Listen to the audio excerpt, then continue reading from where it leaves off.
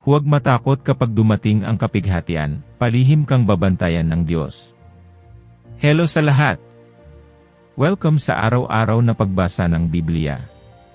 Ngayon, ibabahagi namin ang awit 27:5 na nagsasabi, sapagkat sa kaarawan ng kabagabagan ay ingatan niya ako na lihim sa kanyang kulandong, sa kublihan ng kanyang tabernakulo ay ikukubli niya ako, kanyang itataas ako sa ibabaw ng isang malaking bato. Ang talatang ito ay nagpapahayag ng tiwala at pag-asa ni David sa Diyos. Kahit sa harap ng mga kahirapan, siya'y naniniwala na ang Diyos ay magpoprotekta sa kanya, at ang Diyos ay kanyang kanlungan at bato.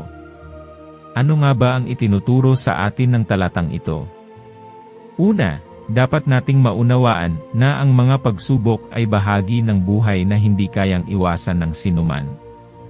Tulad ni Haring David, na hinirang ng Diyos, na humarap sa maraming mga paghihirap at panganib, tulad ng tinubis ni Saul, trinaydor ni Absalom, pinaligiran ng mga kaaway, at iba pa. Ngunit hindi siya nawalan ng pananampalataya, hindi siya nagreklamo sa Diyos, o sumuko sa Kanya.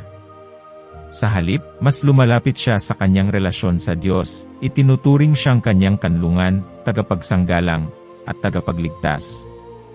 Pangalawa, dapat nating maunawaan na tapat ang Diyos at hindi tayo pababayaan niya. May sarili siyang kalooban at plano, ang kanyang panahon at paraan, kanyang biyaya at awa.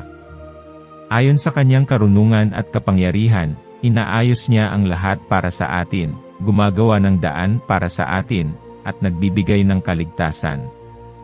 Sa anumang sitwasyon, maging ito man ay mga problema sa trabaho, mga alitan sa pamilya, o mga emosyonal na issue, kung tayo'y magtitiwala at asa sa Diyos gaya ni David, gagabayan tayo ng Diyos, palihim na poprotektahan, at akayin tayo ng Diyos na makalabas sa gitna ng mga kahirapan.